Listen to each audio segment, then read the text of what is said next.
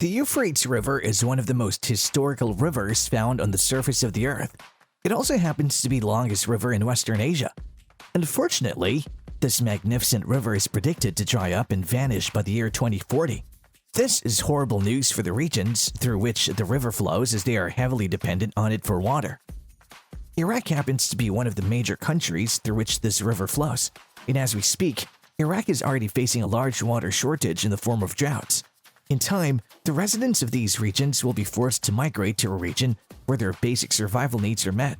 The reasons why the Euphrates River is drying up are plenty. One of the major reasons is climate change, which has had a direct impact on the water levels of this river to drop.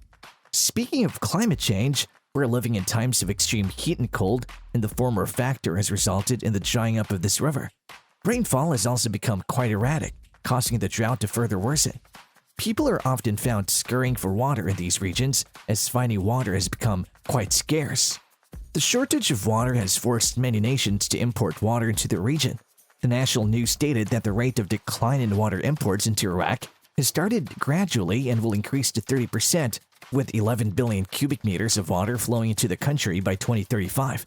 This does not look good for Iraq and its people, and it's very important that they start planning ahead on how to deal with such a situation.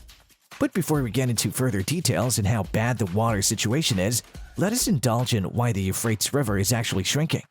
As we mentioned earlier, climate change has a lot to do with what we're witnessing with regard to the Euphrates River. The rivers close to the equator are evaporating due to rising temperatures, and those water bodies near the poles have their ice caps melting, causing flash floods. The Euphrates River is closer to the equator, and thus, due to the burning temperatures, the river seems to be evaporating at quite a fast speed. This has also resulted in a series of repetitive droughts taking place in this region. Furthermore, heat waves are sweeping over these regions. Mountains are struggling to get a good amount of snow, thus reducing the amount of water we get from their melted ice. Speaking of the snow in the mountain, what many of you may not know is how important the snow is to all the water bodies all across the earth. If the amount of snowfall that takes place is reduced, all the water bodies that it feeds get affected. Climatologists and glaciologists have been studying these effects for quite a long time and are trying to find ways to reduce the consequences of these phenomena. The damage done is pretty harsh, and the only thing that we can do now is be careful about how we use these reservoirs of water. Many of you must have heard of the oceanic and atmospheric phenomenon called the La Niña.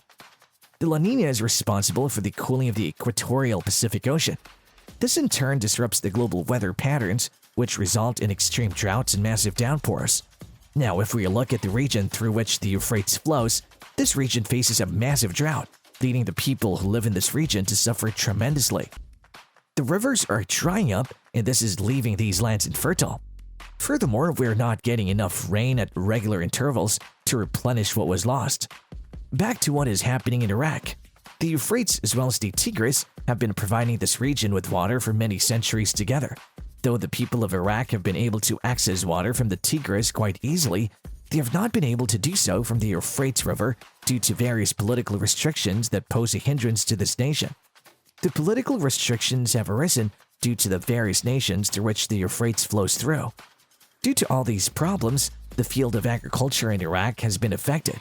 Iraq depends on agriculture to a huge degree, and drying up of the Euphrates is not a good sign for those whose livelihood depends on agriculture. What makes this situation all the more worse is the fact that these water bodies are also suffering from water pollution. Due to Iraq facing a population boom, the way these water bodies are utilized is not monitored. This has resulted in its pollution. Furthermore, the lack of a good water management system makes matters all the more worse, forcing people to either overuse the resource or pollute it during the process of acquiring it. As we speak, the Ministry of Water Resources has been trying its best to help sort out this issue by looking into finding a system to help solve this problem in time. Some of these solutions that they have been looking into include modernizing and readjusting irrigation projects. This will in turn help the agricultural sector positively.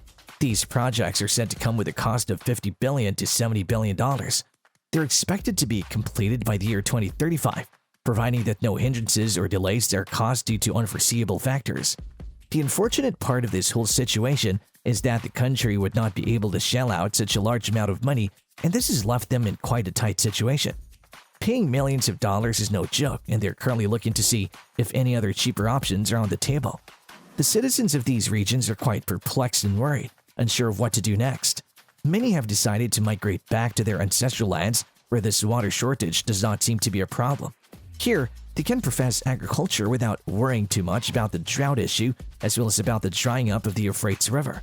According to the World Bank, the temperature has been rising by 1 degree Celsius. They have further added that the water levels will not reach a third of the irrigated land by 2050. Climate change has not made the situation any better.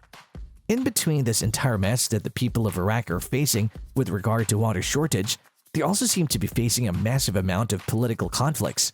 Iraq and Turkey seem to be in quite a few conflicts, one of the major ones being the sharing of water from the Euphrates River. They have been trying to sign a treaty that benefits both nations. However, that has not happened yet.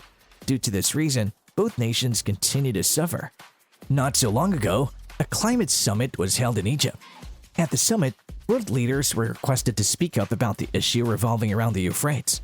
During the summit, the people of Iraq and their suffering with regard to this water crisis were spoken about in quite a lot of detail. According to the UN, the world's fifth most vulnerable nation to the fallout from global warming due to rising temperatures, lower rainfall, salinity, and dust storms in Iraq. Another major issue that is further worsening the water issue is desertification. According to Iraq's President Abdul Latif Rashid, desertification now threatens almost 40% of the area of our country, a country that was once one of the most fertile and productive in the region. Desertification is drying up the Euphrates River, and it's happening at quite a fast rate. Iraq's fertile land is being affected, and this in turn has affected its economy. According to Professor Nadir Al-Ansari from Sweden's Luleå University of Technology, the rainfall levels have fallen by 30% over the past 30 years, and the lowest precipitation was observed over the last 2 years. It's also important to note that 90% of the crops grown in Iraq depend on rain. Barley and wheat require a lot of water to grow, but sadly, crop failures have been taking place in Iraq for quite a few years now. Before 2002, Iraq was producing 5.5 million tons of wheat per year.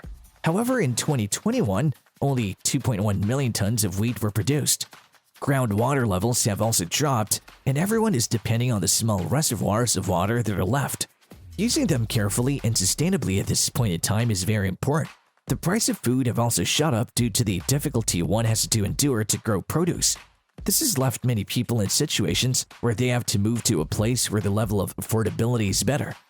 We are moving towards times when no humans will live near one of the most historic rivers in time, and it's only a short while before it happens. Do you think the Euphrates River will actually dry up by 2040?